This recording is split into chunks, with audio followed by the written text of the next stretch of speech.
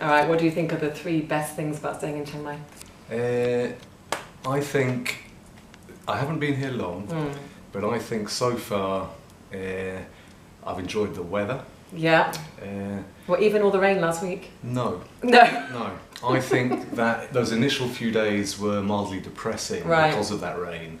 But since they've passed, I've really sort of enjoyed the weather. And actually that leads into my second one. I think this beautiful countryside looks particularly good in the sunshine. It does. Yeah, and the sunsets are really beautiful as well. That's absolutely true. Yeah. Our day's work is so long though that those sunsets don't seem to happen at the end of the day. They seem to happen sort of bang in the middle of my working day. Yeah, but then maybe yours is longer than mine because I teach between 4 and 6, but then so do you. So it's not so bad. We finish at 6 in time for sunset. Okay.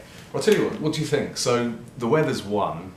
Pretty countryside I'd go for as my second. For me it's being able to see the stars at night. Wow. Because I live in Tokyo and there's a lot of light pollution. Sure. So the fact that I can actually look up and see stars for me is amazing. Okay. And to not be in a city and to be slightly out in the countryside for me is also really good. Yeah, actually similar to that. I was speaking to a student the other day about my time in Thailand.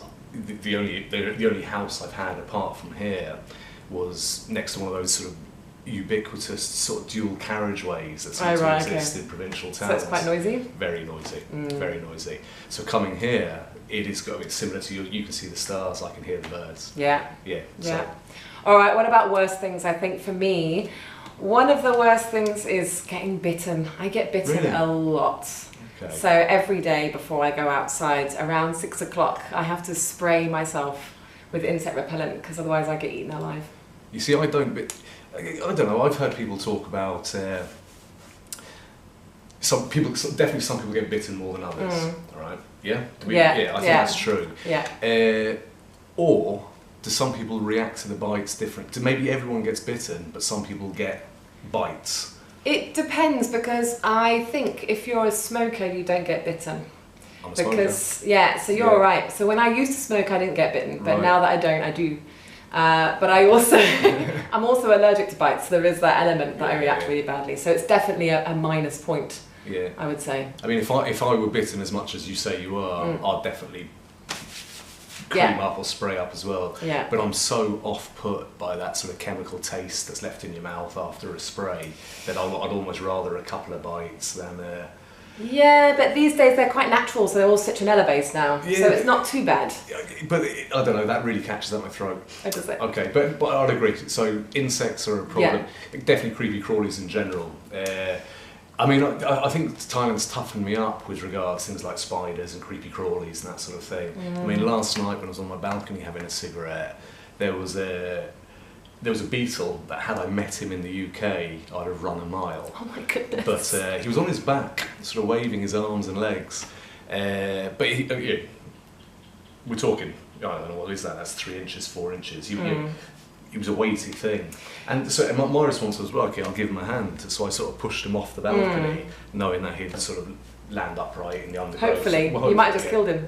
Possibly. But I think, so we're talking about the worst thing. I mean, it's not a bad thing really. But I mean, here, the bugs are nothing to me because I used to live in Australia and there the spiders are pretty awful. So here, they're not so bad. Yeah. So I can cope with the bugs. And I also really like snakes. Oh, so the snakes are not a downside for me either. So have you seen any snakes in Chiang Mai? I've seen a dead one that got run over, but someone else I was talking to earlier said they saw one just out here. Okay. So they are knocking around somewhere. Yeah, I mean, I've spent some time in Asia and my snake anecdotes, I've almost filled my fingers. I've had so many. Yeah, but I love them. Yeah, so I want to see more. So I'm stuck finding another negative, to be honest. Okay, another negative. I'm going to stick my neck out here, and maybe it depends on who sees this video, but I could become unpopular. But I'm going to say the food has been a negative. Really? Is that Thai food though, or just the chef? No. I compliment the chef every day. I think they do a grand job. It's difficult to cook for many people, but I suspect because the community we're living in is such a hot pot of cultures, it's not a case that in order to keep a utilitarian approach, you need to keep everybody happy. That makes the food bland.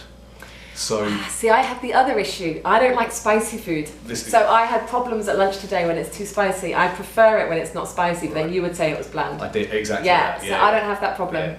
But I mean, in Thailand in general, I mean, I came to Thailand thinking I loved Thai food, but I think it turns out that I quite like chili, I quite like lemongrass, I quite like coconut. I like those sort of. I think in Britain they're characteristically Thai flavours.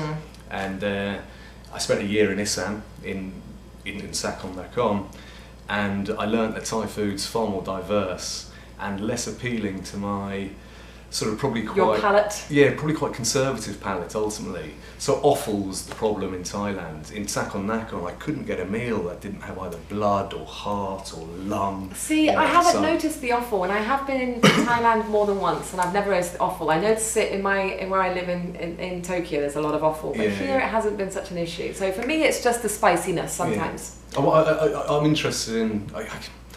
the colleagues I worked with in Sakon Nakhon, we'd eat lunch together, and it was provided by the university. And I'd often say, okay, is this an Isan dish or a Thai dish? Okay, so if it's Isan, then it wouldn't have offal? Not necessarily the offal, but if it was Thai, it tended to be more accessible, perhaps. Okay. So, for example, what's the word? Somtam is their sort of mango papaya-y salad-y thing. Right, yeah. Now it's delicious, really, really, really spicy, really refreshing.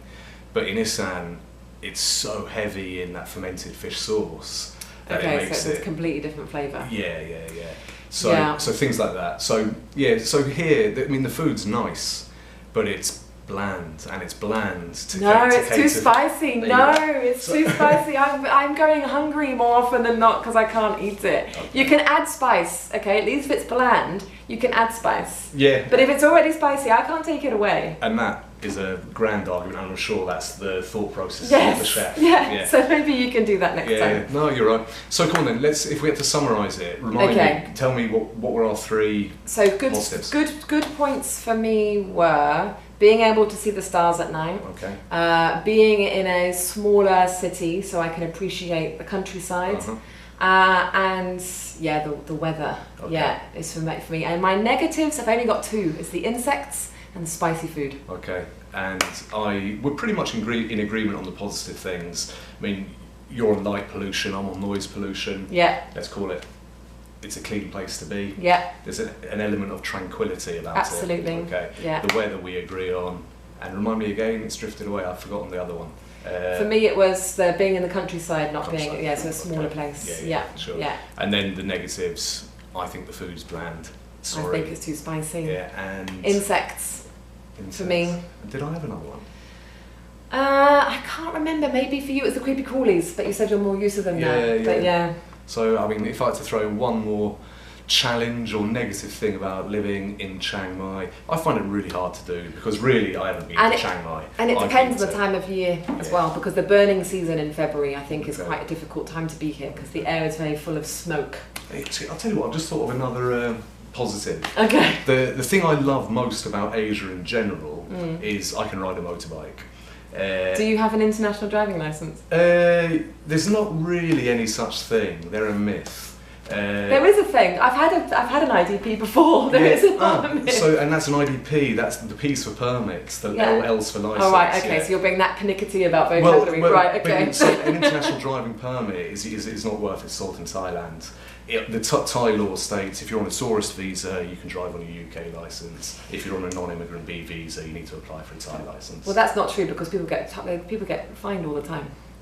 Depending on which licence they're using. If they're getting fined on a tourist, they're obeying the law. I'm very, very familiar with sort of Thai law. And but then I know that other people have been fined and they've they shouldn't on a tourist visa. Yeah, so that's true as well. Yeah. Okay.